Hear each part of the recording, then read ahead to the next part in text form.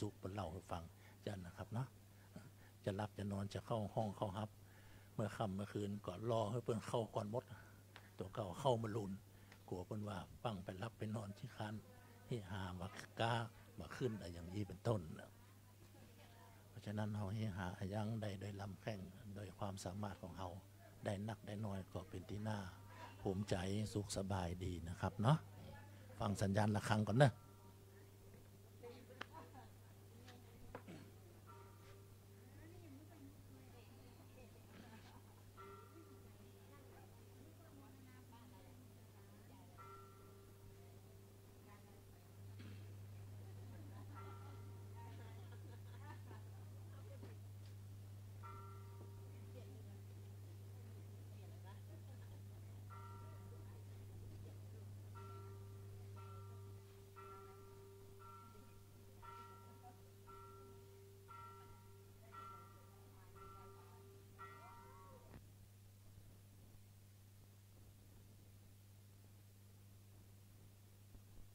ได้ก็พอนั่งก่อนนะครับเนาะครับนะ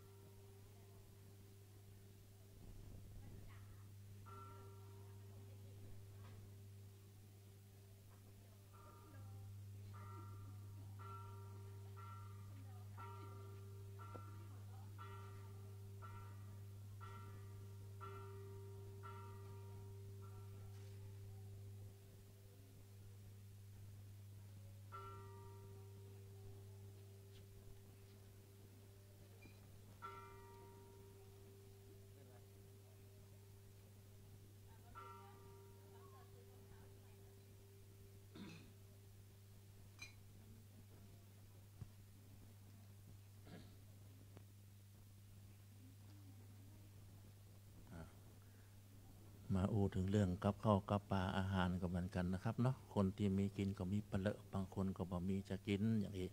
แต่พอมาพอเรื่องราวของข้าวสารที่ค้างสต็อกโกดังเป็นเรื่องเป็นราวเป็นคดีความอายุเข้าเป็น10 ปีสมัยนั้นตอนนี้ก็ยังเป็นเรื่องกันอยู่เป็นคดีความกันอยู่อย่างนี้เป็นต้นพอออกเหลืองออกหาเก็บเอาไว้หันแต่ก็เอามาแจกจ่ายให้คนบ่มีกินก็เอามาบันได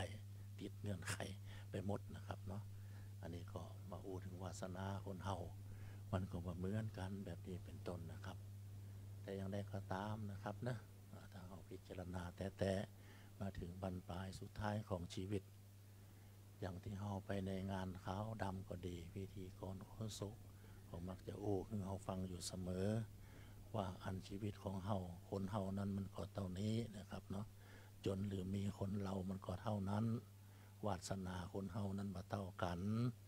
แต่สิ่งเดียวที่เหมือนกันนั่นก็คือความจุ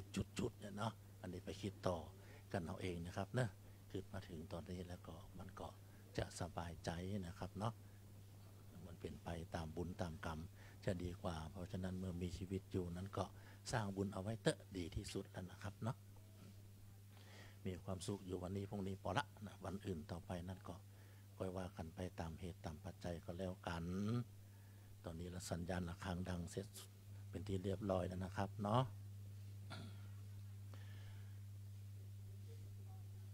อยู่เย็นแล้วก็เป็นสุขพอสร้างบุญโดยการรักษาศีล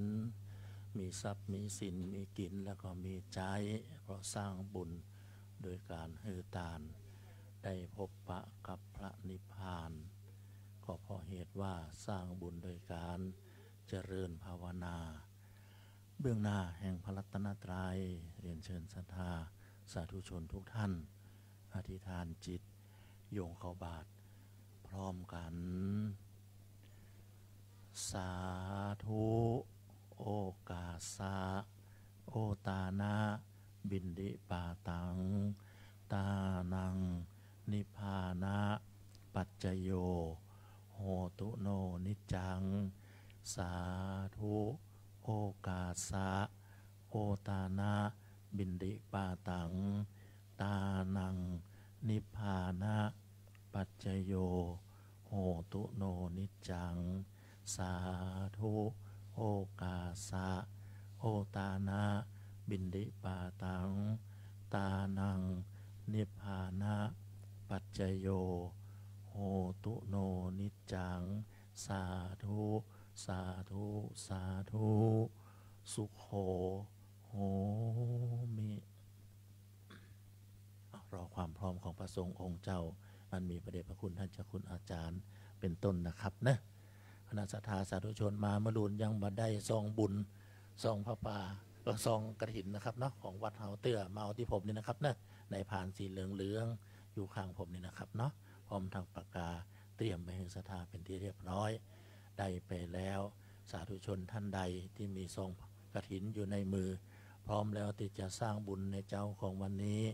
อธิษฐานแล้วก็ทำบุญตักบาตรลงไปในบาตรท่านเจ้าอาวาสหรือว่าพระสงฆ์รูปแรกเลยนะครับเนะอธิษฐานเอาไว้ให้ดีนะครับเนาะตั้งจิตแน่วแน่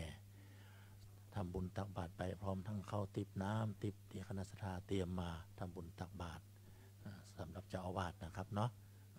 เพื่อได้สำเร็จประโยชน์เป็นบุญเป็นกุศลหอมปล่อยกฐินเจ้าวันนี้หากว่ายังบ่พร้อมเตอก็เก็บท่านก่อนก็ได้นะครับเนาะตามวันตามเวลาของเพิ่นก็ยังเมินอยู่นะครับเนะวันที่12ตุลาคมนะครับเนาะเวลาบ่าย2 โมงถึงจะเป็นเวลาที่เอาท่านทั้งหลายจะได้ร่วมกันทอดผ้ากฐินสามัคคีบุญสามัคคีธรรมกล่องนี้นะครับเนาะเพราะฉะนั้นมีความพร้อมตอนใดเวลาใดก็ตามแต่คณะศรัทธาสะดวกนะครับเนะ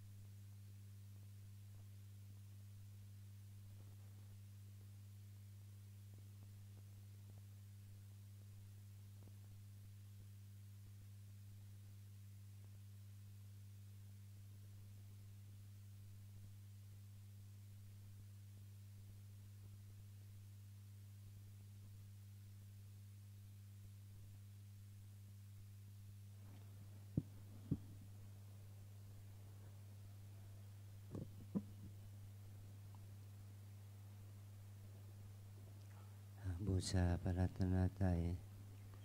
อิมินาสการเรนะ อิมินาสการเรนะ พุทธังอภิปูชยามะ พุทธังอภิปูชยามะ อิมินาสการเรนะ อิมินาสการเรนะ ธัมมังอภิปูชยามะ ธัมมังอภิปูชยามะ อิมินาสการเรนะ อิมินาสการเรนะ สังฆังอภิปูชยามะ สังฆังอภิปูชยามะ อะระหังสัมมาสัมพุทโธภควา อะระหังสัมมาสัมพุทโธภะคะวา พุทธังภควันตังอภิวาเทมิ พุทธังภะคะวันตังอภิวาเทมิ สวากขาโตภควตาธัมโม สวากขาโตภะคะวะตาธัมโม ธัมมังนัมสสามิ ธัมมังนามัสสามิ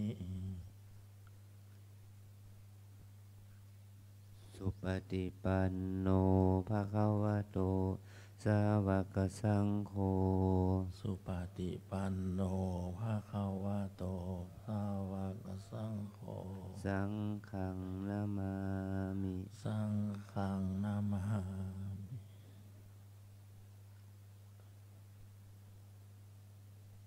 อันธมยังพุทธัสสะ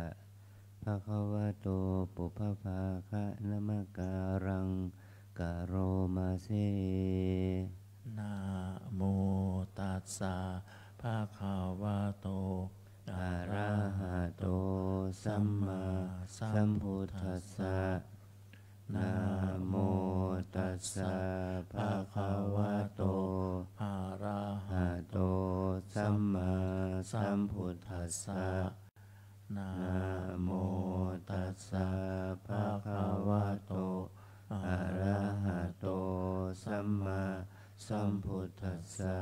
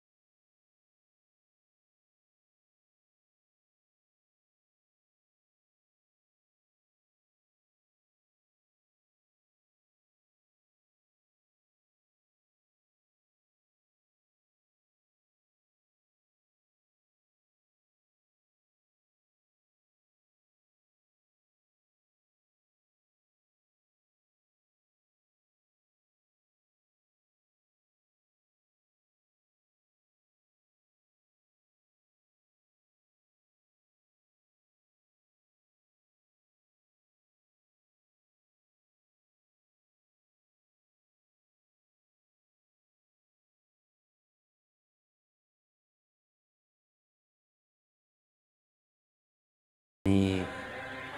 เราได้รับบุญจากคุณโยมพัชระแก้วกิติยานกุลคุณแพรคุณชโยแก้วกิติยานกุลพร้อมด้วยลูกหลานมาเป็นเจ้าภาพถวายบำรุงบูรณะปฏิสังขรณ์หอพระไตรปิฎกเป็นกระเบื้องจำนวน 100,000 บาทเนาะหมดมาแล้วก็เป็นบริษัทPK Industry ได้นำบุญเป็นค่าต่อไฟฟ้าจำนวน 10,000 บาทแล้วก็ทำบำรุงวัดอีกจำนวน 5,000 บาทนะรวมมาถึงเครื่องปรุงนะเครื่องปรุงบำรุงครัวนี่เนี่ยนะได้ทำบุญมาในโอกาสนี้นะขอเราทั้งหลายได้มีส่วนอนุโมทนาด้วยเนาะขอบุญนี้จงแผ่ไปถึงคุณพ่อพีระคุณแม่กรชัดแก้วกิติยานุกุลที่ได้ที่ลูกหลานได้ทำบุญอุทิศไปถึงคุณพ่อกรพีระคุณแม่กรชัดแก้วกิติยานุกุลนั้นให้คุณพ่อและคุณแม่ได้รับอนุโมทนาในบุญกุศลที่ลูกหลานคือคุณโยมแพรคุณโยมพี่ชโยคุณโยมพัชระแก้วกิติยานุกุลและหลานได้กระทำบำเพ็ญในคราวครั้งนี้เพื่อเป็นทุนบูรณะปฏิสังขรณ์หอพระไตรปิฎกเรานะอาจารย์ขออนุโมทนานะยะถาวาริวหาปุราปาริปุเรนติสาคารังเอวะเมวะอิโตทินัง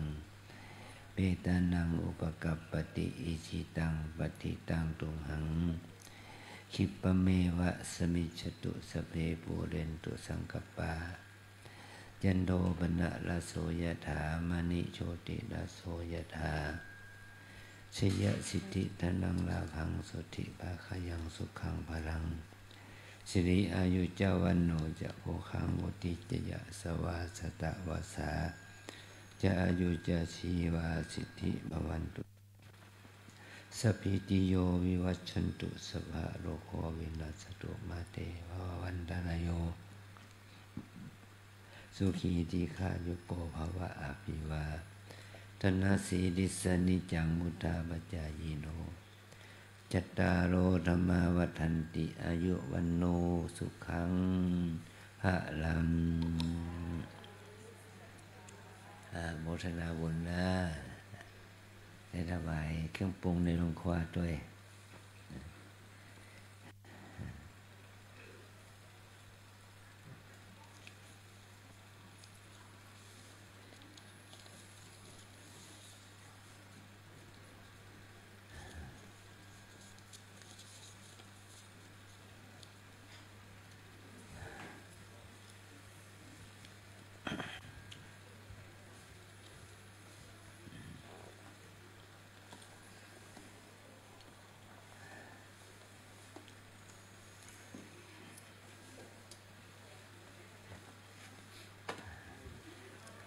ในช่วง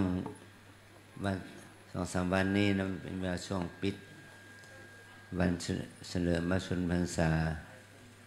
พระบรมราชชนนีพันปีหลวงเนี่ยมีศรัทธาญาติโยมได้มาทำบุญได้มาปฏิบัติธรรมทำความดีเพื่อแม่ทั้งคณะของแม่ชีที่เข้ามาปฏิบัติ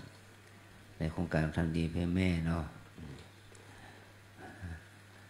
มันก็ขออาจารย์ขอประกาศศรัทธาทั้งหลายได้รับทราบเพราะว่าวัดเรานี่ก็ได้แสดงรายรับรายจ่ายเดือนกรกฎาคมรายรับของเดือนกรกฎาคมบำรุงวัดนี่ได้ทุนจำนวน 1,91,478 บาท 32 สตางค์เนาะได้รับของกองทุนบำรุงค่าน้ำค่าไฟค่าอาหารมีจำนวน 735,741 บาทรายรับที่บูรณะปฏิสังขรณ์ของวัดไตรปิฎกเนี่ย 362,535 บาท 38 สตางค์รายจ่ายของวัดเราวัดลำเปิงนี่จ่ายใน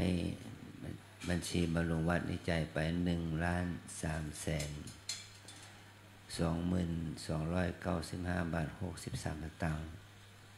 เป็นรายจ่ายเป็นค่าอาหาร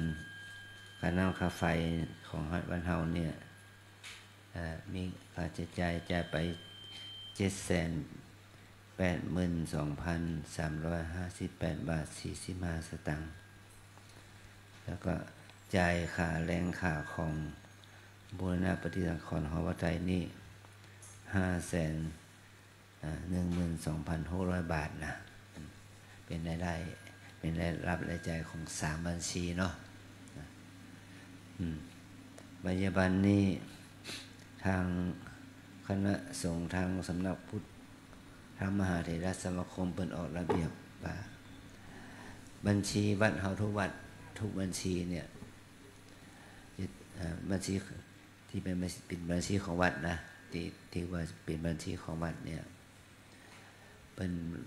มีมาตรการว่าทุกบัญชีจะต้องมีลายเซ็นเจ้าวาดเป็นหลักทุกการเซ็นการถอนเนี่ยจะต้องมีลายเซ็นเจ้าวาดเป็นหลักรวมกับไวยาวัจกรนะแล้วก็คณะกรรมการอีก1 คนเป็นผู้เซ็นนะเขาบัญชีของวัดจะต้องปรับเปลี่ยนแต่ก่อนนี้2 ใน 3แล้วอาจารย์ก็สบายตัวน้อยเพราะว่าเจ้าหน้าที่ของเขาก็สะดวกในการทำงานอาจารย์ก็บอกใครได้เซ็นแต่ปัจจุบันนี้ถ้าระเบียบนี้กำหนดขึ้นมาเป็นในวันนี้ในวันใดวันหนึ่งอาจารย์ต้องเป็นภาระต้องมาเซ็นเอกสารเบิกจ่ายทุกครั้งไปแต่ว่าเราเนี่ยใน30 ปีมาแล้วเราจ่ายกันแบบเจ้าหน้าที่การเงินดูแลอาจารย์ก็สบายไม่ต้องเป็นภาระแต่ต้องตอนนี้ไปเจ้าวัดทุกวัดทั่วประเทศไทยเราเนาะจะต้องดูแลเอาใจใส่บัญชีการเงินของวัดพร้อมด้วยไวยาวัจกรนะ อันนี้เป็นมาตรการที่เกิดจากการที่ว่าพระภิกษุองค์เจ้าอาวาสแต่ละวัดที่เป็นพระอารามหลวงหรือพระวัดที่ใหญ่ๆนะเอาเงินของวัดไปทำกิจที่บ่เหมาะบ่ควรจึงก่อให้เกิดความเสียหายเหมือนกับว่าเอาเงินคนกลางไปใช้เนาะมันจึงเกิดข้อคฤหาของสังคมแล้วก็การใช้จ่ายบัญชีก็บนมีการแถลงเนาะแต่ว่าเรามีการแถลงเนาะทุกเดือนเราเก่งแถลงเราจะหู้รายละเอียดก็ไปอ่านที่บอร์ดประชาสัมพันธ์ของวัดเรานะที่บอร์ดข้างสำนักงานพระสงฆ์บอร์ดที่หน้าหอฉันนะจะมีบอร์ดอยู่ว่ารายรับรายจ่ายเดือนนี้มีอย่างพองโดยรายละเอียดเราจะได้หู้ถึงเป็นรายบุคคลด้วยซ้ำไปนะนี่มันเป็นเอกสารนี่มันบอกแค่ว่ารายรับจากสถานทั่วไป 80,000 บาทอย่างนี้สถานทั่วไปเขาบ่ฮู้เป็นไผมีบอร์ดประจำเดือนมันบอกนะนายก100 บาทนางคอ500 บาทอย่างเนี้ยมันมีอยู่ในบอร์ดนั่นนะ และจีเจ้าภาพทุกคนที่ได้ทำบุญให้วัดเขาเนี่ยมีชื่อมีนามสกุลเขามีบอร์ดแสดงรายรับรายจ่ายโดยละเอียดนี่เราก็ทำเพื่อให้เกิดความโปร่งใสตรวจสอบกันได้เนาะเราทำเนื่องว่าปีนี้เดือนนี้นะเขารายรับรายจ่ายทุกรายการทุก3 บัญชีเนี่ยมันก็เป็นตัวเลขแดงนะเป็น200,000เป็น300,000เนี่ยเป็น40,000 50,000อย่างเนี้ยเพราะว่าเขาจ่ายอะไรจ่ายในรายการต่างๆเนี่ยมันก็มีความสำคัญเนาะแล้วก็ค่าอาหารค่าน้ำค่าไฟ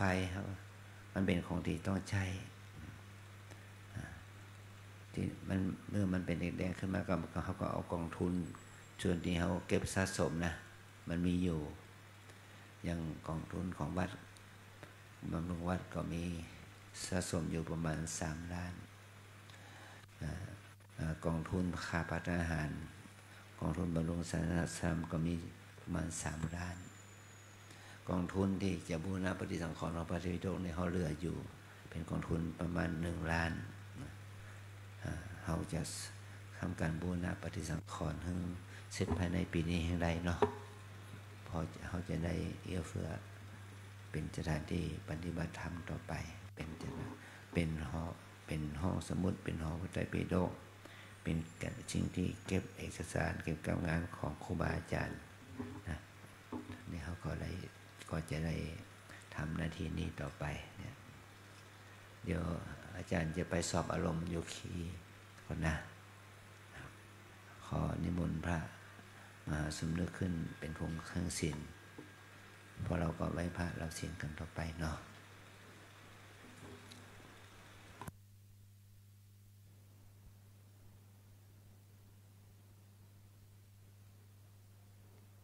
ขอนิมนต์องค์เทศขึ้นสู่ธรรมาสน์แก้วเพื่อโปรดศรัทธาญาติโยม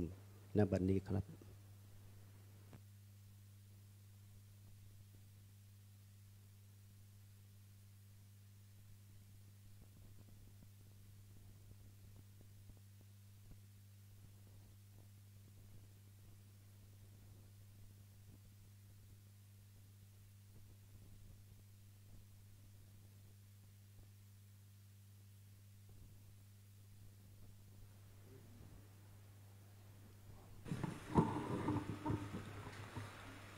มันแดงอย่าลืมเช็คเลยที่นี่นะ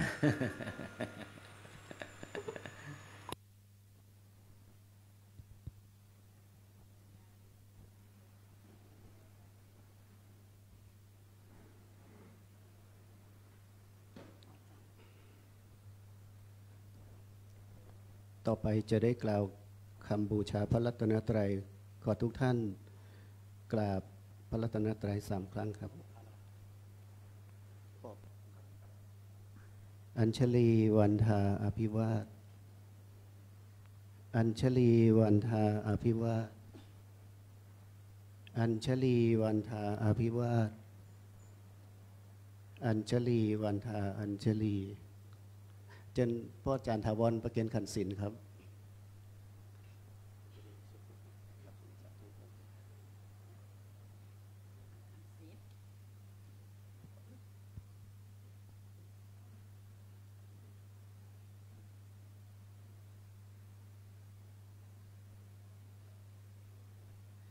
กล่าวคำบูชาพระรัตนตรัยพร้อมกันนะครับ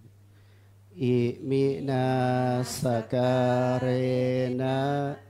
พุทธังอภิปูชยามะอิมินาสการะนะธัมมังอภิปู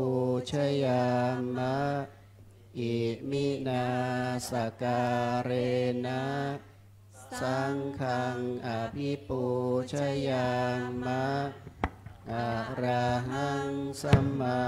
สัมพุทโธภะคะวา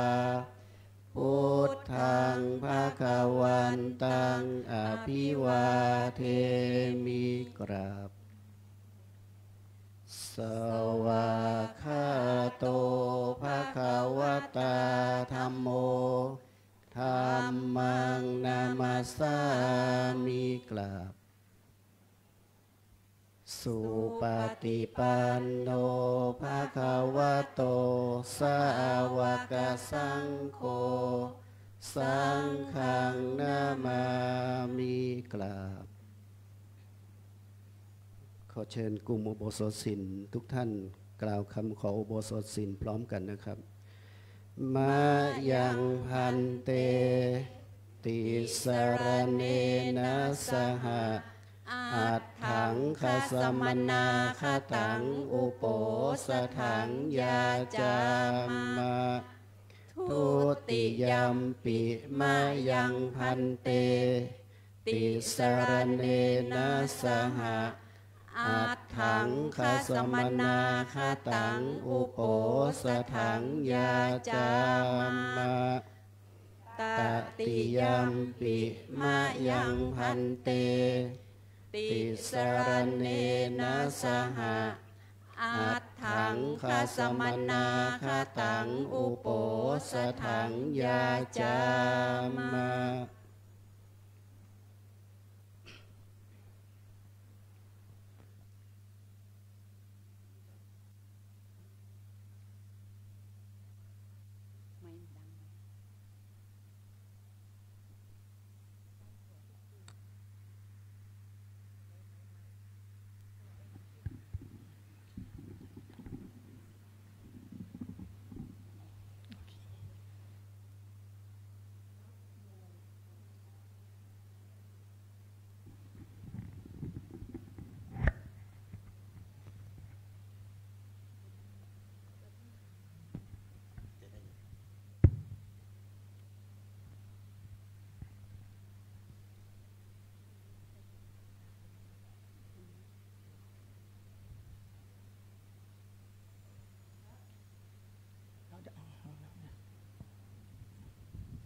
นะโมตัสสะภะคะวะโตอะระหะโต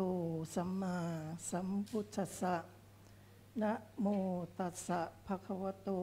อะระหะโตสัมมาสัมพุทธัสสะนะโมตัสสะภะคะวะโตอะระหะโตสัมมาสัมพุทธัสสะนะโมตัสสะภะคะวะโตอะระหะโตสัมมาสัมพุทธัสสะนะโมตัสสะภะคะวะโตอะระหะโตสัมมาสัมพุทธัสสะนะโมตัสสะภะคะวะโตอะระหะโตสัมมาสัมพุทธัสสะพุทธังสรณังคัจฉามิพุทธังสรณังคัจฉามิธัมมังสรณังคัจฉามิธัมมังสรณังคัจฉามิสังฆังสรณังคัจฉามิสังฆังสรณังคัจฉามิทุติยัมปิพุทธังสรณังคัจฉามิทุติยัมปิพุทธังสรณังคัจฉามิ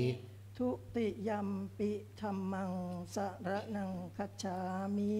ทุติยัมปิธัมมังสรณังคัจฉามิทุติยัมปิสังฆังสรณังคัจฉามิทุติยัมปิสังฆังสรณังคัจฉามิตติยัมปิพุทธังสรณังคัจฉามิตติยัมปิพุทธังสรณังคัจฉามิตติยัมปิธัมมังสรณังคัจฉามิตติยัมปิธัมมังสรณังคัจฉามิตติยัมปิสังฆังสรณังคัจฉามิ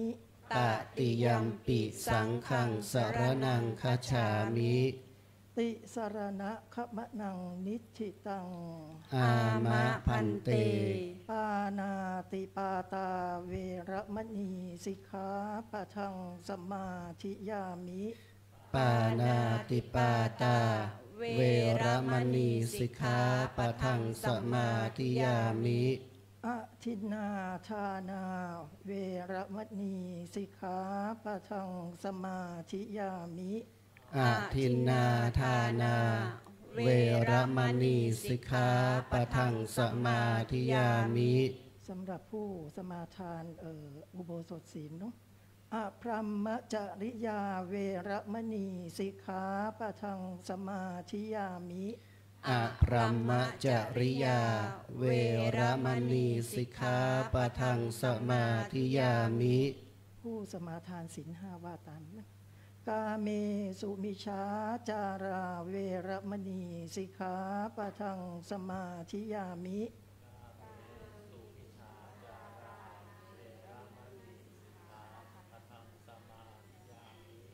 ว่าตามทั้งหมดเนาะมุสาวาทาเวระมณีสิกขาปะทังสมาธิยามิมุสาวาทา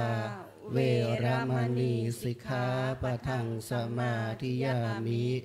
สุราเมรยมัชฌะปมาทัฏฐานาเวระมณีสิกขาปะทัง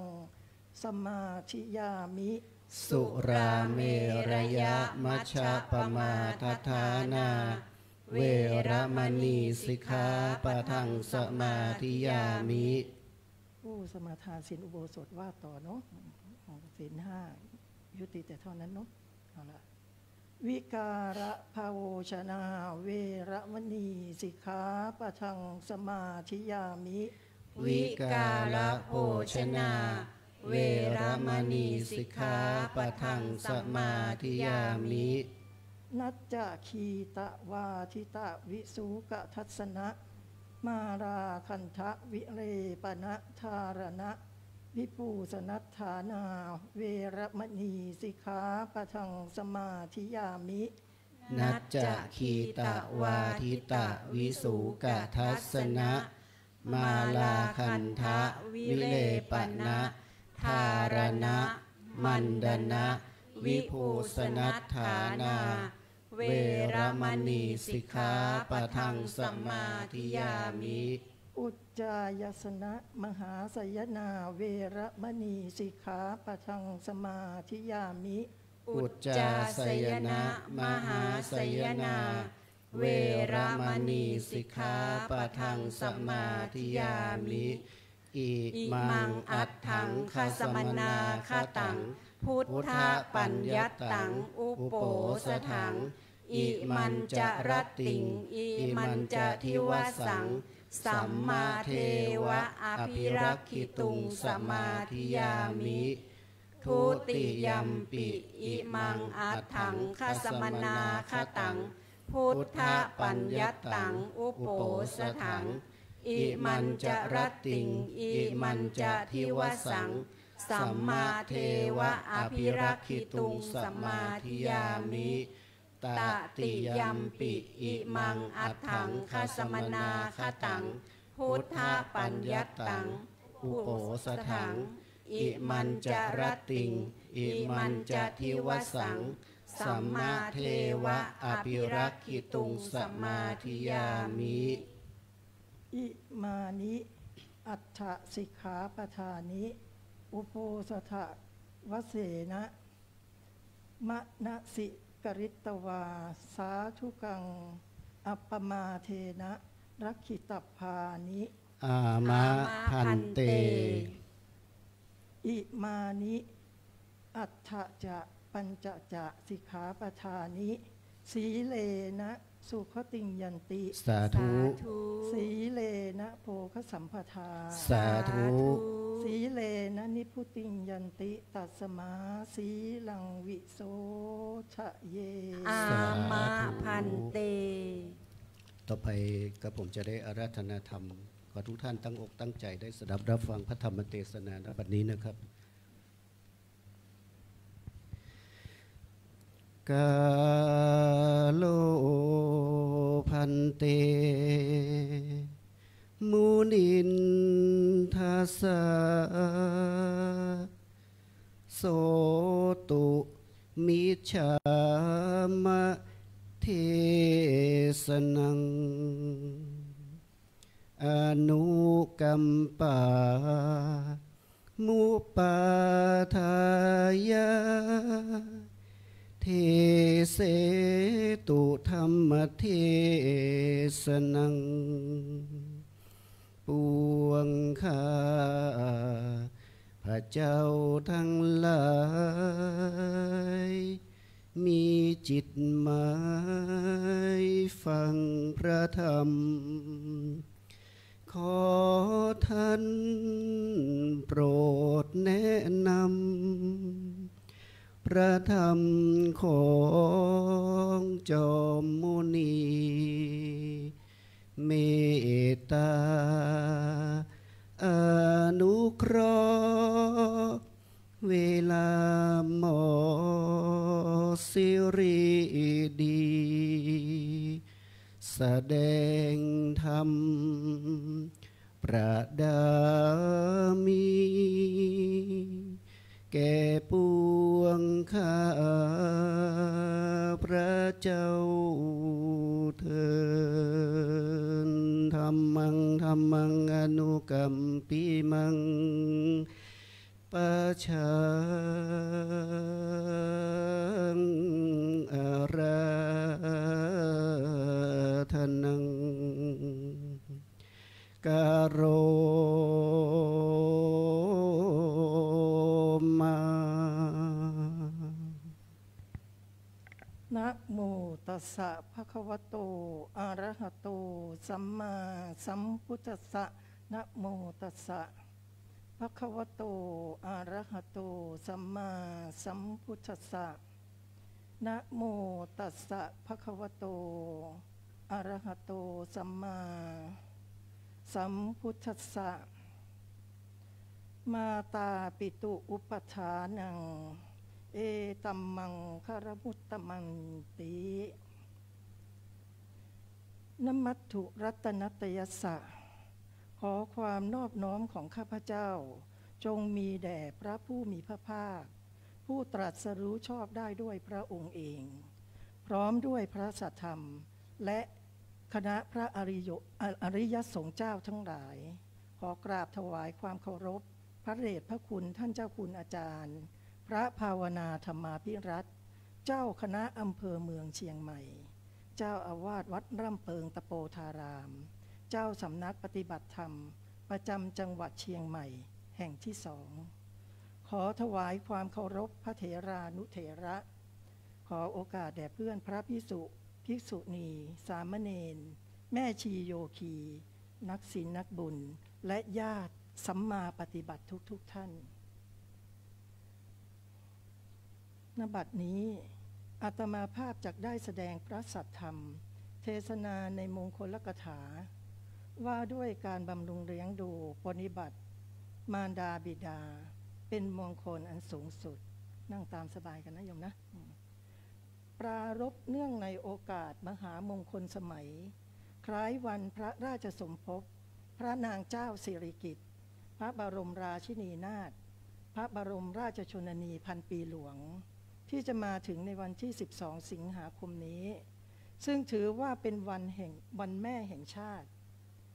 ซึ่งทุกๆปีประชาชนชาวไทย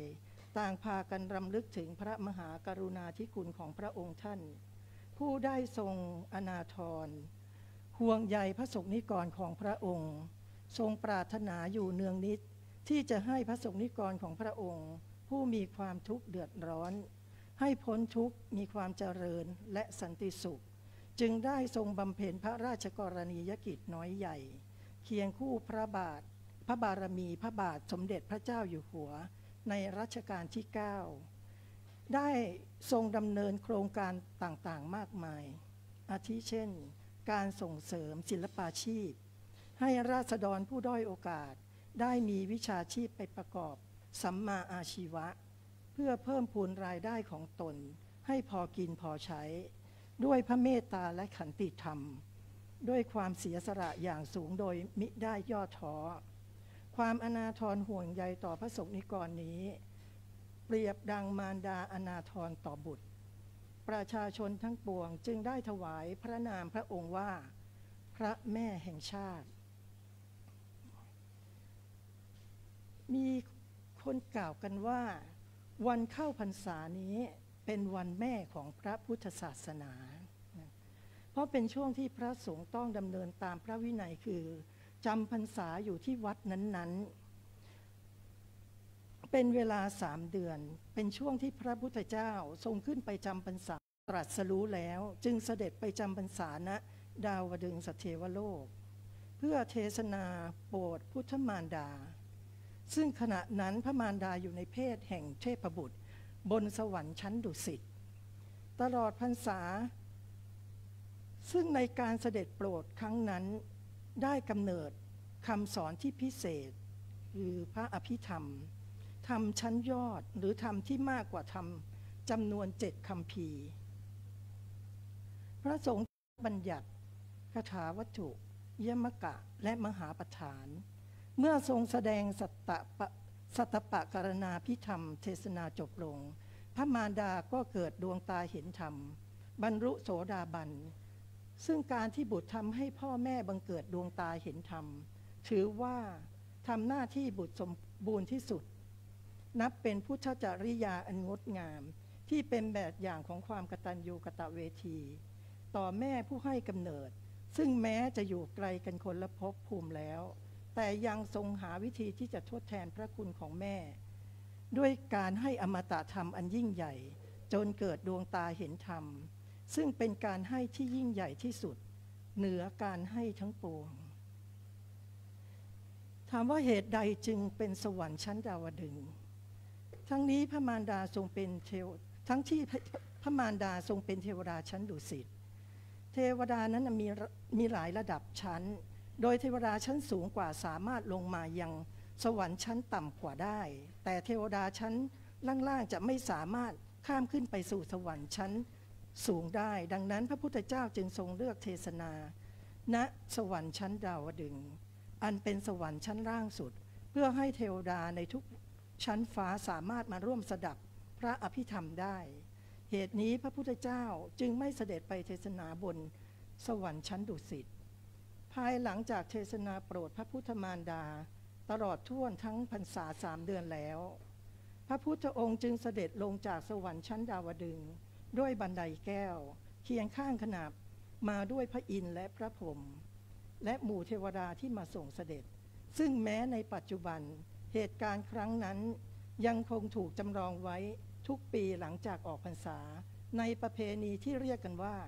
ตักบาตรเทโววันที่12 สิงหาถูกกำหนดให้เป็นวันแม่แห่งชาติวันเข้าพรรษาว่ากันว่าเป็นวันแม่แห่งพุทธศาสนาแล้ววันแม่ของพวกเราทั้งหลายควรจะเป็นวันไหนดีโยมเนาะนะเพื่อจะให้สมกับความรักความเมตตาที่แม่มีต่อพวกเราแม่คือผู้ที่ให้ความรักความเมตตาความอบอุ่นความเอาใจใส่ท่านเลี้ยงดูพวกเรามาด้วยน้ำใจอันบริสุทธิ์ด้วยความรักและความเอ็นดูเป็นทั้งผู้ให้และผู้เสียสละในเวลาเดียวกันความรักของแม่ที่มีต่อลูกนั้นเป็นรักที่บริสุทธิ์เป็นรักที่อบอุ่นอ่อนโยนเป็นรักเหนือการเวลาลูกยังไม่ทันลืมตาดูโลกยังอยู่ในครรภ์ความรักก็เกิดขึ้นแล้วหน้าตายังไม่เห็นเลยแต่ความรักก็มาแล้วเนาะอันนี้คือความรักที่เหนือการเวลายังไม่ได้เห็นลูกแต่ก็มีใจที่เอื้ออาทรรักห่วงใยอยู่เนาะอันนี้อาตมาได้ประสบกับตัวเองเพราะว่าจริงๆแล้วเนี่ยอาตมาเป็นลูกคนสุดท้องนะแล้วแม่เองเนี่ยก็ได้คุมกำเนิดด้วยการใส่ห่วงเนาะแต่อาตมาก็ลอดห่วงออกมาได้เนาะลอดห่วงอาจจะเกิดได้จะทำยังไงได้เนาะก็ลอดห่วงออกมาน้าสาวเล่าให้ฟังว่าโอ้โหตอนแม่รู้ว่าเราดูหมดแล้วแม่ก็งงว่าเอ๊ะทำไมเนาะเราก็คุมกำเนิดแล้วน้าสาวเล่าให้ฟังอาตมาฟังไม่ได้สับจับมากระเดียดโกรธแม่ไปอยู่นาน2 นานเนาะว่าทำไมเราจะเกิดไม่ให้เราเกิดแต่แล้วเก็บความคิดความสงสัยนั้นมาตลอดแต่น้าสาวบอกว่ารู้ไหมแม่เนี่ย ไม่เป็นอันกินอันนอนเลย แม่ห่วงแม่เที่ยวไปถามคนอื่นไปคลินิกนู้นคลินิกนี้ถามว่าลูกฉันจะเป็นยังไงมั่งรอดห่วงว่าวันนี้มันจะครบ30ป่องประการไหมครบไม่โยมครบเนาะโอเคนะก็นั่นแหละก็คือสิ่งหนึ่งที่ว่าแม่เนี่ยรักเราเหนือการเวลาเรายังไม่ทันโผล่ออกมาให้เห็นเลยก็รักแล้วกรุณาแล้วเนาะเนี่ยเป็นสิ่งหนึ่งที่อาตมา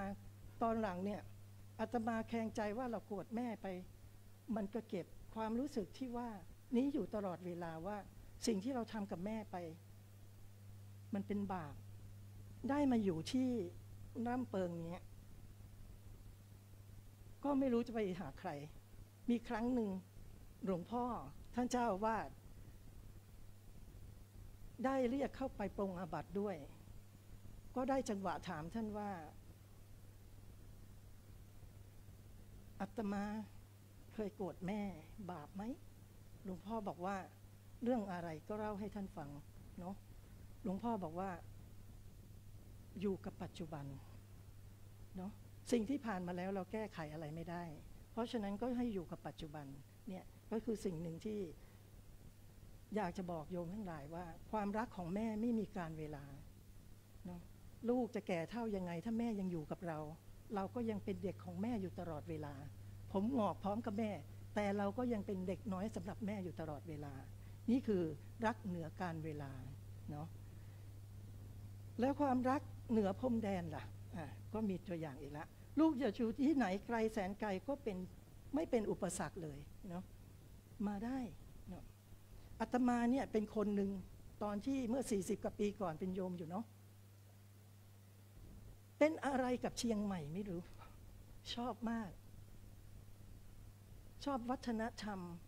ประเพณีภูมิอากาศภูมิประเทศสิ่งที่กินใจมากที่สุดคือภาษาอาตมาชอบภาษาเหนือมากพยายามอยากจะพูดเนาะแต่พูดทีไรคนเมืองคนเหนือก็จะหัวเราะเนาะก็เลยไม่ค่อยกล้าพูดเนาะโอเคแต่ว่าก็ชอบโดยความส่วนตัวเลยตอนเป็นโยมนี่คือว่าถ้ามีวันหยุดมากๆเมื่อไหร่เนี่ยเนาะเอาละจะมาทันทีแล้วก็จะขึ้นไปสวดมนต์ที่ดอยสุเทพมีครั้งหนึ่งได้พากันกับพวกพี่ๆไปบริจาคร่างกายอะไรพวกนี้เนาะที่กาชาดแล้วทางกาชาดเขาถามว่าเขามีข้อให้กรอกว่าถ้าทำชาปนกิจรวมแล้วจะให้มาเอาเท่าหรือว่าจะให้ไปลอยอังคารทางนู้นเขาจะไปลอยให้ก็เลยบอกกับพี่สาวว่าเป็นธุระให้หน่อยให้ได้ไหมถ้านี่ไปก่อนนะช่วยเอาเท่าหน่อยได้ไหมว่าเอ้าทำไมหรือฉันอาจจะไปก่อนแกก็ได้เนาะอะไรวะเธอน่ะรับปากหน่อยได้ไหมบอกได้เอาไปทำอะไรอ่ะฉันก็บอกว่าเพราะว่าคนจีนนะอาจจะมาเป็นคนจีนก็ส่วนใหญ่ก็ฝังเนาะแต่ตอนนี้ก็เปลี่ยนแนวคิดกันหมดร่างกายนี้เนาะมันสร้างประโยชน์ได้เมื่อตอนเป็นเราก็สามารถทำสร้างคุณงามความดีเมื่อตอนไปก็เป็นอาจารย์ใหญ่ให้เด็กๆได้ศึกษาในสรีระร่างกายของเราเนาะก็บอกพี่สาวไปว่าแล้วเก็บไว้แต่ถ้าเมื่อไหร่เนี่ยมาเชียงใหม่ช่วยขึ้นไปดอยสุเทพนะแล้วก็เอาเท่าป่วยลงมาแต่บัดนี้แต่มาทั้งตัวเป็นๆเลยไม่ต้องแล้วเนาะก็โอเคเดี๋ยวถ้าเกิดเป็นอะไรไปหลวงพ่อจัดการเอง แต่ไม่อัปเปหิเราออกไปไหนซะก่อนเนาะโอเคก็นั่นแหะก็คือว่าตอนนี้ก็คือว่าบอกให้รู้ว่าเป็นอะไรที่ชอบมากเชียงใหม่นะแล้วก็เลยหาเรื่องมาทำงานที่เชียงใหม่ช่วง40 กว่าปีก่อนเนี่ยเนาะถนนหนทางรถรามันก็ยังไม่เยอะอาตมาก็ทำงานอยู่สักพักหนึ่งนั่งรถแดงยังไงอยู่เนาะก็เลยบอกแม่ว่าแม่เนาะตอนนั้นโทรศัพท์ก็ยังไม่มีนะจดหมายหรือไม่ก็หยอดเหรียญโทรศัพท์เอาก็บอกแม่ว่าแม่อยากได้มอเตอร์ไซค์เนาะม้าตีอยากได้มอเตอร์ไซค์สักคันนึงอะบอกอุ้ยจะไปขับทำไมเนื้อหุ้มเหล็กอันตรายไม่เอาเนี่ยนั่งรถแดงก็ดีแล้วบอกม้ามันไปไม่ทันทำงานเลยอะไรเงี้ยม้าก็เก็บความนั้นไหนเราก็รอดูม้าเขาจะให้ไหมเนาะอะไรอย่างเงี้ยเนาะปรากฏว่าไม่นานพี่ชายขึ้นมา พาไปร้านจำได้ว่าเป็นร้านนิยมมีไหมร้านนิยมเนาะไปออก Honda Dream ให้โอ้ดีใจมากเลย Honda Dream เป็นรถคันมอเตอร์ไซค์รถเครื่องคันแรกคนเหนือเรียกว่ารถเครื่องเนาะคันแรกของอาตมาแล้วเขาก็เป็นครูของอาตมาด้วยก็เอาเขานี่แหละฝึกถนนตอนเชียงใหม่40 กว่าปีก่อนเนี่ยโอ้ยังไม่ได้พลุกพล่านแบบนี้เนาะอาตมาก็ใช้ถนนที่เชียงใหม่นี่แหละเป็นที่ฝึกหัดขับแล้วก็ขับมาได้เนาะแต่แล้วมีวันหนึ่งตามที่แม่คิดไว้เลยอาตมาประสบอุบัติเหตุเนาะครั้งนั้นโอ้ระบมไปทั้งตัวเลยถลอกปอกเปิดไปหมดสิ่งแรกที่คิดถึงเลยคือพ่อกับแม่เนาะป้าม้าบอกก็ดีแล้วนะเนี่ยเราดื้อเองอยากได้วันนั้นก็เลยลางานกลับมานอนซมเลยนอนอยู่ที่หอนั่นแหละนอนโอ้โหยิ่งตกกลางคืนโยมเอ๋ยมันปวดร้าวไปทั้งตัวเลยใหม่ๆมันยังไม่เท่าไหร่เนาะแล้วปรากฏว่าเช้ามืดวันนั้นมีเสียงประตูอาตมาไม่เป็นคนหนึ่งที่สันโดษไม่ค่อยมีเพื่อนฝูงเนาะก็ได้ยินเสียงเคาะประตูใครมาเคาะเมื่อวานเราก็ไม่มีคู่กรณีนะเราตกไปเองก็เลยโอ้ยแบกสังขารที่เจ็บๆนี่แหละลุกขึ้นไปเปิดคำแรกที่แม่บอกฉันว่าแล้วเชียวใจฉันร้อนทั้งวันเลยเมื่อวานนี้เนี่ยแม่กับพ่อเนี่ยป้ากับม้านี่เป็นคนที่ไม่ชอบเดินทางเลยเนาะ600 กว่ากิโลจากกรุงเทพแล้วจะเรียกว่ารักไม่มีพรมแดนได้ไหมเท่านั้นแหละความเจ็บปวดก็คลายลงไปเนาะได้เจอแม่แล้วต่างคนต่างน้ำตาไหลฉันบอกแล้วว่าไม่เอาไงแต่ก็ในที่สุดไม่เข็ดก็เอาอีกนั่นแหละเนาะก็ไม่ใช่เพียงครั้งนี้นะอาตมายังงงอยู่ว่ามันเกิดอะไรขึ้นเราก็ไม่ได้บอกใครทั้งนั้นเนาะก็คิดว่าเดี๋ยวกลัวแม่จะสมน้ำหน้าก็ไม่บอกแต่จิตกับลูกกับแม่นี่โดนใจให้มาหากันได้พรมแดนไม่มีระยะทางไม่มีเป็นอุปสรรคเลยเพราะฉะนั้นนี่คือตัวอย่างเนาะการนี้เกิดขึ้น2 ครั้ง 2 คราเนาะในที่สุดก็แม่ก็บอกว่ากลับกรุงเทพเถอะในที่สุดว่าเราก็หาประสบการณ์ได้แล้วก็เลยกลับกรุงเทพนะรถคันนั้นก็ตอนนี้ก็ไม่ได้อยู่กับอาตมาแล้วเพราะว่าก็คนข้างบ้านก็ขอซื้อที่กรุงเทพก็ขอซื้อไปเนาะอันนี้ก็คือความรักเหนือพรมแดนเนาะแล้วความรักเหนือเงื่อนไข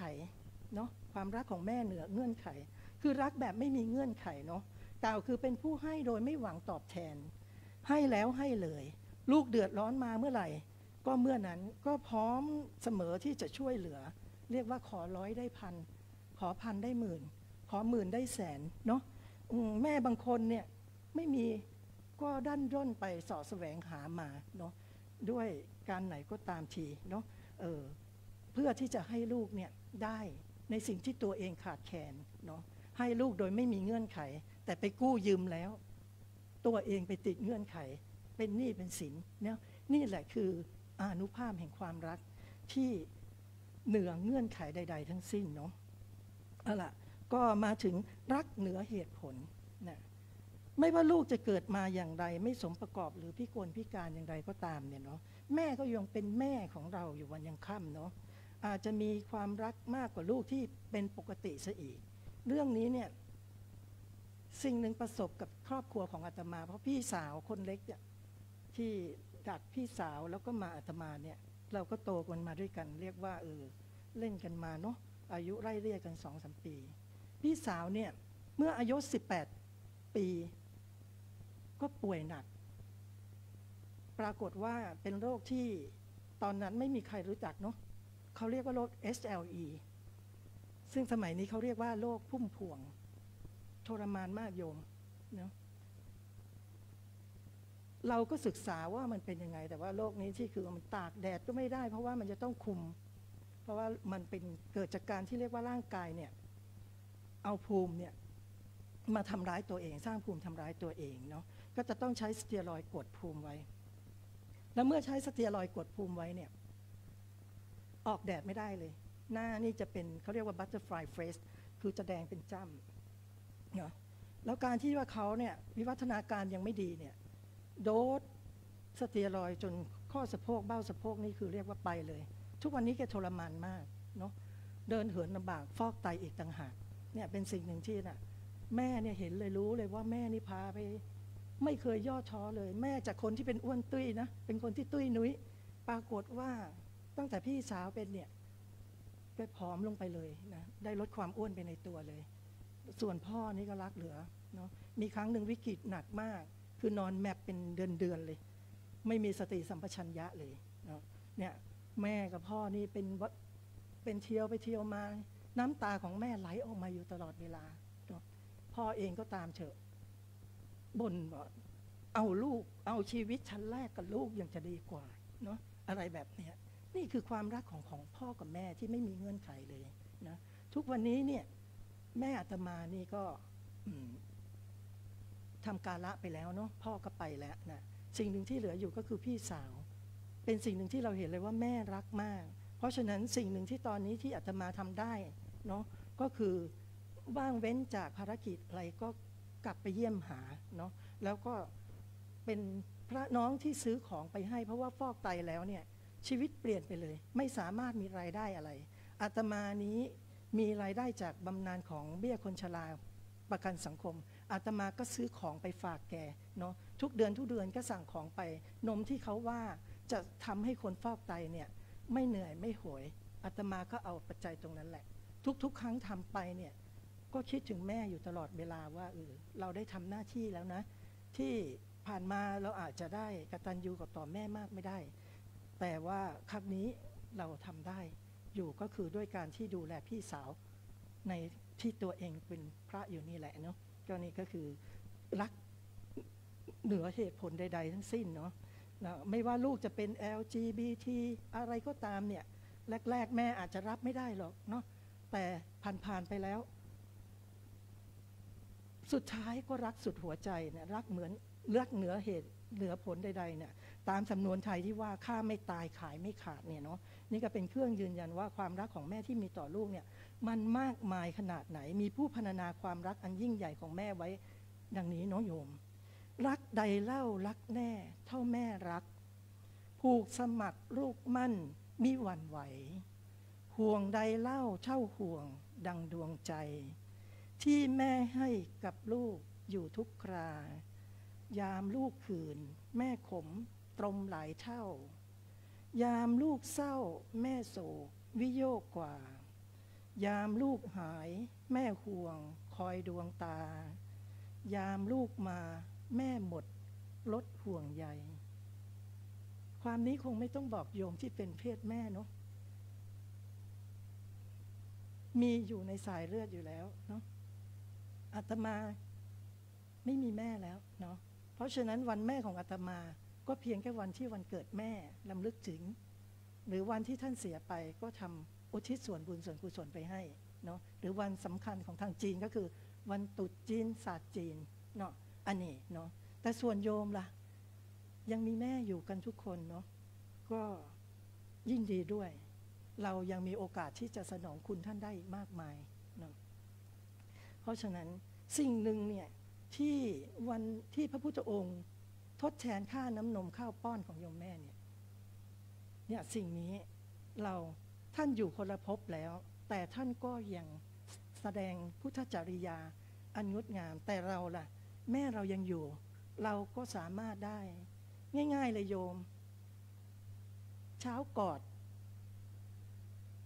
กลางวันกอดเย็นกอดฟังไม่ผิดกอดเนี่ยกอดเนี่ยเนาะเนี่ยอานุภาพแห่งการกอดเนี่ยยิ่งใหญ่เนาะด็อกเตอร์คนหนึ่งชาวอังกฤษชื่อเฮนรี่เดลค้นพบเมื่อปี 2449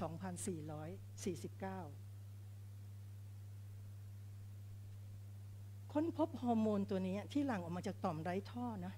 ที่อยู่ด้านหลังฮอร์โมนตัวนี้เนี่ยวิจัยมาแล้วคือฮอร์โมนที่ช่วยในการคลอดลูกของแม่เป็นการทำให้มดลูกรัดตัวแล้วก็เป็นฮอร์โมน ที่มีอิทธิพลต่อการให้นมลูกเนาะมันแล้วก็จะมีอิทธิพลในการที่สารสัมพันธ์ระหว่างบุตรกับมารดาอันนี้คือนักวิทยาศาสตร์ได้วิเคราะห์ออกมาแล้วเพราะฉะนั้นโยมยังมีให้แม่ให้กอดเถอะเนาะเพราะว่าสิ่งนี้เนี่ยมันจะไปลดฮอร์โมนตัวหนึ่งที่เขาเรียกคอร์ติซอลเนาะที่เวลาเราเครียดเนี่ยอาตมาเครียดมากเลยเวลาจะขึ้นธรรมาสทีไรเนี่ยก็บอกกับตัวเองขึ้นธรรมาสนะไม่ได้ขึ้นเขียงทำไมจะต้องเครียดทุกวันเมื่อวานก็ไปโรงพยาบาลมาเครียดเข้าตามันเกิดมันพองขึ้นมาอยู่ดีๆมันอาจจะว่าเป็นว่าเวลาเครียดเนี่ยร่างกายก็จะเอาไอ้ตัวฮอร์โมนตัวคอร์ติซอลเนี่ยขึ้นมามากผลิตเกินความจำเป็นแต่การกอดเนี่ยสามารถจะไปลดไอ้ฮอร์โมนไอ้ตัวคอร์ติซอลได้ด้วยการเอาไอ้ตัวเขาเรียกว่าออกซิโทซินที่เกิดจากการกอดเนี่ยคือฮอร์โมนตัวนี้ที่หลั่งออกมาจากต่อมไร้ท่อเนาะเพราะฉะนั้นเนี่ยการกอดนี่มีอิทธิพลมากนิยมจะทำให้ร่างกายแม่เราเนี่ยแข็งแรงเพราะถ้าไม่เครียดแล้วอ่ะไอ้ตัวไอ้คอร์ติซอลลดลงแล้วเนี่ยเนาะมันจะน่าแล้วผู้หญิงเราเนี่ยเปอร์เซ็นต์ของการที่จะเป็นอัลไซเมอร์นี่มีมากตัวนี้การกอดก็ลดตรงนั้นได้เป็นอย่างดีเลยเนาะลดอาการของความที่เรียกว่าหดหู่ของผู้ที่เป็นอัลไซเมอร์ได้เพราะฉะนั้นก็คือฝากเนาะอาตมาไม่มีแม่ให้กอดแล้วฝากโยมทุกๆคนนะกอดแม่เนาะเราคิดถึงอาตมาว่าทำให้แล้วนะอะไรเงี้ยอาตมาจะได้อันนี้ส่งเนาะเอาละเนี่ยก็คือสิ่งหนึ่งทีนี้เรามาพูดถึงเนาะที่ยกขึ้นเป็นนิเคปบทเกี่ยวกับมงคลสูตรว่าด้วยการบำรุงบิดามารดาเป็นมงคลอันสูงสุดเนี่ยอาตมาก็จะขออธิบายขยายความของพระพุทธดำรัสในมงคลสูตรที่พระสิริมังคลาจารย์ได้อธิบายไว้ในหนังสือมังคละทัชชีปณีเล่มที่2ฉบับแปลเป็นภาษาไทยว่ามารดาบิดาทั้งสองนั้นท่านเรียกว่าพรหมเนาะพรหมวิหารนะบุรพเทพบุรพจารย์และอาหุนยะบุคคลของบุตรเปรียบเหมือนเท้ามหาพรหมย่อมไม่ละภาวนาทั้ง4ในหมู่สัตว์ชั้นใดมารดาบิดาก็ไม่ละภาวนาทั้ง4ในบุตรฉันนั้นจริงอยู่เมื่อบุตรอยู่ในท้องมารดาบิดานั้นเกิดเมตตาจิตขึ้นในบุตรว่าเมื่อไรหนอเราจะเห็นลูกน้อยไม่มีโรคอันหนึ่งในการใดบุตรนั้นยังอ่อนนอนหงายอยู่ถูกสัตว์ทั้งหลายมีเลนเป็นต้นกัดหรือถูกการนอนเป็นทุกข์บีบคั้นร้องไห้อยู่ในการนั้นท่านทั้งสองก็เกิดกรุณาขึ้นเพราะได้สดับเสียงบุตรนั้นอันหนึ่งในเวลาบุตรวิ่งมาวิ่งไปเล่นได้ก็ดีในเวลาบุตรตั้งอยู่ในวัยอันงามน่าดูน่าชมก็ดีท่านทั้งสองก็มีจิตอ่อนโยนบันเทิงเบิกบานเพราะมองดูบุตรน้อยในการนั้นท่านทั้งสองย่อมได้ความบันเทิงคือมุทิตาจิต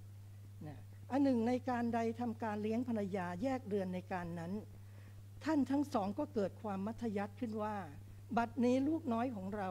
อาจเพื่อจะเลี้ยงตนได้โดยธรรมดาตามลำพังของตนในการนั้นท่านทั้งสองย่อมได้ความวางเฉยคืออุเบกขาเนาะซึ่งเป็นคุณธรรมของพรหมเนาะพรหมวิหาร4ก็เมตตากรุณามุทิตาอุเบกขาแม่เป็นพรหมของพวกเราเนาะ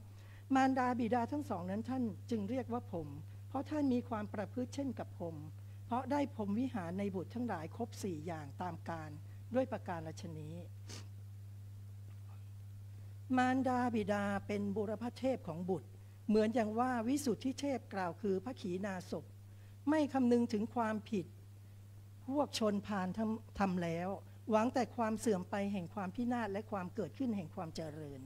ปฏิบัติเพื่อประโยชน์สุขแก่พวกเขาโดยส่วนเดียวแท้ๆและย่อมนำความที่สักการะทั้งหลายของพวกเขามีพรานิสงส์มากเพราะเป็นทักษิณยบุคคลฉันใดมารดาและบิดาแม้นั้นก็ฉันนั้นไม่คำนึงถึงความผิดพลาดของบุตรทั้งหลายปฏิบัติเพื่อประโยชน์สุขแก่บุตรเหล่านั้นโดยส่วนเดียวเท่านั้นเป็นผู้สมควรแก่ทักษิณาทานนำความที่สักการะของบุตรนั้นอันเขาทำแล้วในตนมีพรานิสงส์มากเพราะฉะนั้นท่านทั้งสองนั้นจึงชื่อว่าเทพ ราะมีความประพฤติเช่นดังเทพอันหนึ่งเพราะบุตรทั้งหลายรู้จักเทพเหล่าอื่นด้วยสามารถทั้งสองนั้นก่อนแล้วปฏิบัติอยู่ย่อมได้รับผลแห่งการปฏิบัติฉะนั้นสมมุติเทพอุปาติเทพและวิมุตติเทพเหล่าอื่นจึงชื่อว่าเป็นปัจฉาเทพคือเทพที่มาภายหลังส่วนมารดาบิดาท่านเรียกว่าบุรพเทพเพราะท่านเป็นผู้มีอุปการะก่อนกว่าเทพเหล่าอื่นมารดาบิดาเป็นบูรพาจารย์ของบุตรบูรพาจารย์ของบุตรอันหนึ่งเพราะมารดาและบิดาเหล่านั้น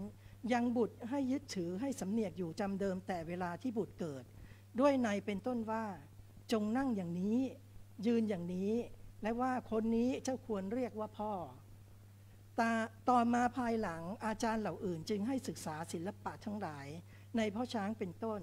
อาจารย์เหล่าอื่นให้สรณะและศีลเหล่าอื่นให้บรรพชาเหล่าอื่นให้เล่าเรียนพุทธวจนะเหล่าอื่นให้อุปสมบทเหล่าอื่นให้บรรลุมรรคผล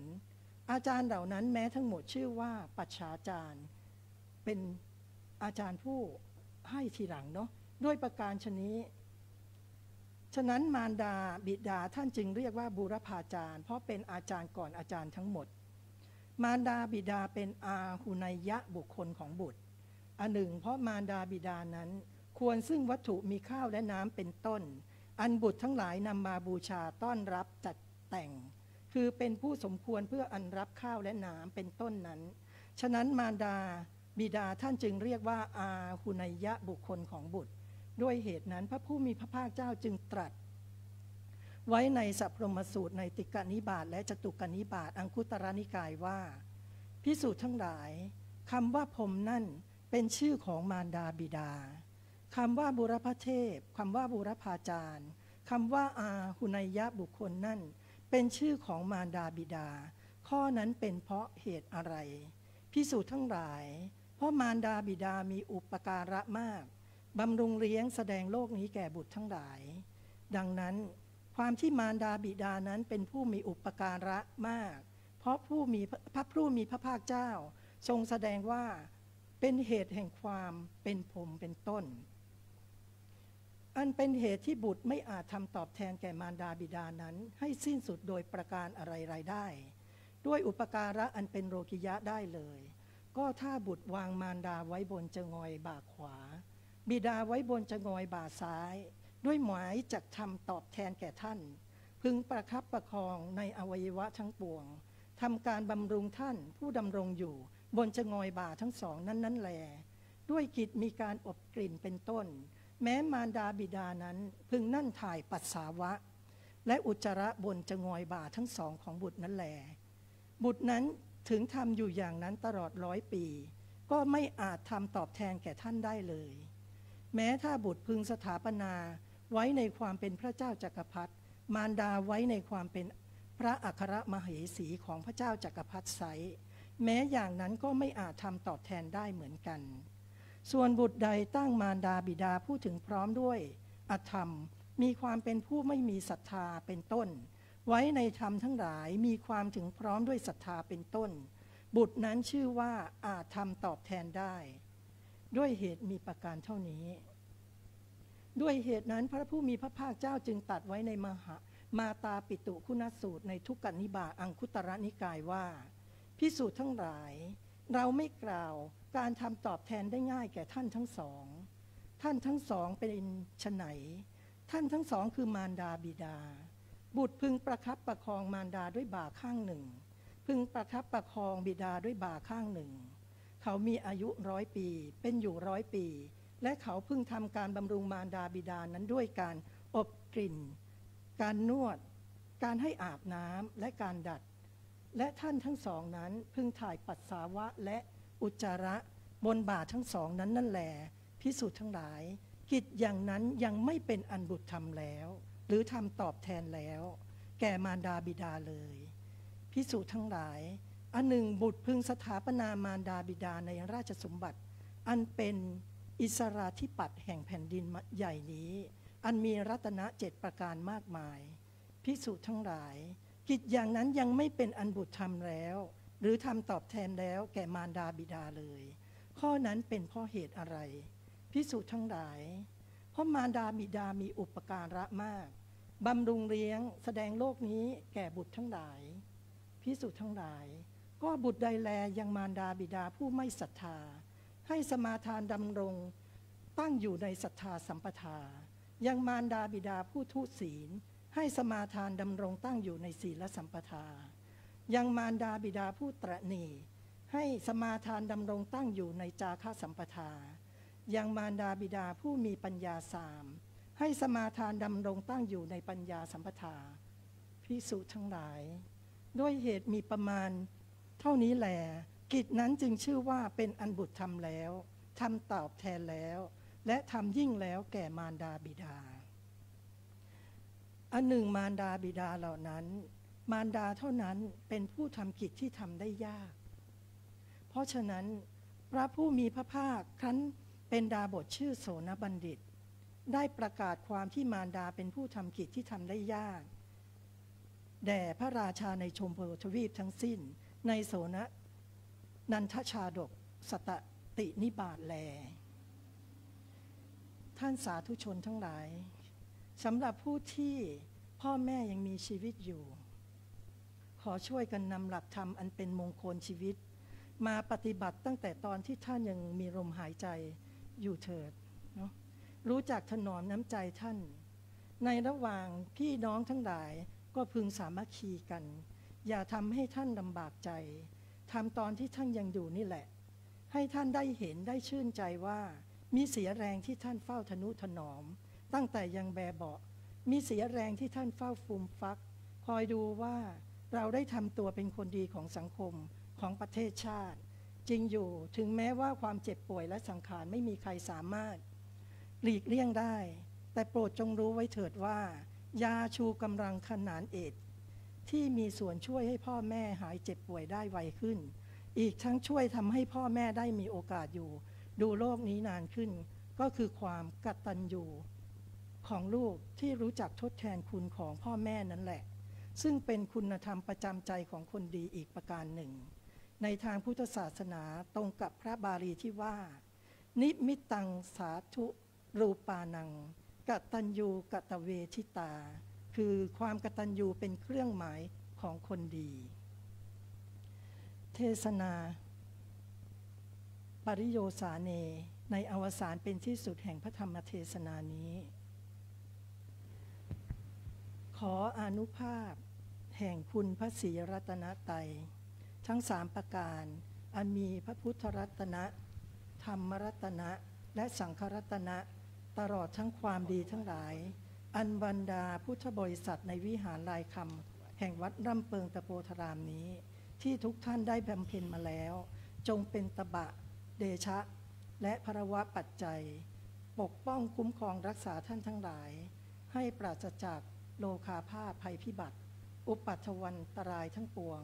ให้มีแต่ความสุขสวัสดิ์พิพัฒนมงคลสมบูรณ์พูนผลปรารถนาสิ่งใดก็ขอให้ได้สิ่งนั้นสมความปรารถนาจงทุกประการอาตมาภาพรับประทานวิสัชนามาในมงคลคาถาว่าด้วยเรื่องการบำรุงเลี้ยงดูปรนนิบัติมารดาบิดาเป็นมงคลอันสูงสุดพอสมควรแก่เวลาขอยุติพระธรรมเทศนาลงคงไว้แต่เพียงเท่านี้เอวังก็มีด้วยประการละชนีหันธรรมยังสาธุกรังกโรมาเซสาธุสาธุสาธุอหังพุทธันจะธัมมันจะสังฆันจะสรณังคโตอุปาสกตังเทเสสิงภิกขุสังคัสสะสัมมุขขาเอตังเมสรณังเขมังเอตังสรณะมุตตมังเอตังสรณะมาคัมมะสภะทุกขาปมุจเจเรยถาพลังเจเรยังหังสัมมาสัมพุทธศาสนังทุกขนิสรณะเสวะภาคีอัสสังอนาคเตกาเยนะวาจายวัจเจตสาวาพุทเทกุกัมมังปกตังมยายังพุทโธปฏิคันหาตุอัจจยันตังกาลันตะเลสังวลิตุงวพุทเทกาเยนะวาจายวัจเจตสาวา ธัมเมกุกัมมังปะกตังมะยายังธัมโมปฏิคันหาตุอัจจยันตังกาลันตะเลสังวลิตุงวะธัมเมกาเยนะวาจายะวะเจตสาวาสังเคกุกัมมังปะกตังมะยายังสังโฆปฏิคันหาตุอัจจยันตังกาลันตะเลสังวลิตุงวะสังเคอัญชลีวันทาอภิวาทอัญชลีวันทาอภิวาทอัญชลีวันทาอภิวาทอัญชลีวันทาอัญชลี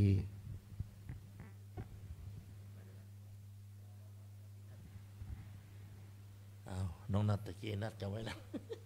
ทำไปยังนะครับเนาะไปตามลำดับคิวก็ได้นะครับเชิญนะครับนะคุณแม่วงจันทร์อุ่นอกมาก่อวันนี้แม่วงจันทร์มาเลยเนาะครับคิวต่อไปวันพระต่อไปนะครับเนาะก็เป็นไปตามนี้นะครับเนอะไผ่บามาก็ยกมือขึ้นตัวกันนะครับ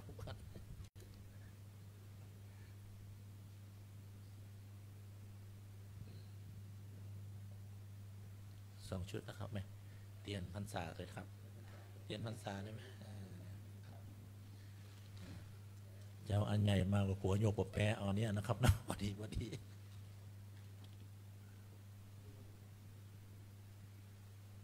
จานนิมนต์อะไรดีผมบอกครับ